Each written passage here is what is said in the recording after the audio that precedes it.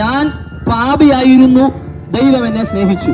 അതുകൊണ്ട് ഞാൻ നിങ്ങളോടും പറയുന്നു, നിങ്ങൾ പാപിയാണെങ്കിലും ദൈവം നിങ്ങളെ സ്നേഹിക്കും.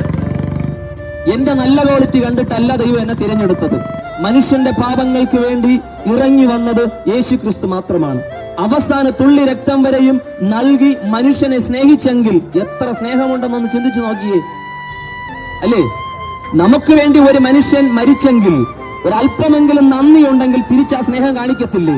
യേശു ക്രിസ്തു നിങ്ങളെ സ്നേഹിച്ചെന്ന കാര്യത്തെക്കുറിച്ച് നിങ്ങളൊന്ന് മനസ്സിലാക്കിയിട്ട് ഒരല്പമെങ്കിലും നന്ദി തിരിച്ച് കാണിക്കണമെന്നുണ്ടെങ്കിൽ ആ യേശുവിനോട് തിരിച്ച് സ്നേഹിക്കുവാൻ ഞാൻ നിങ്ങളെ സ്നേഹത്തോടെ ആഹ്വാനം ചെയ്യുന്നു.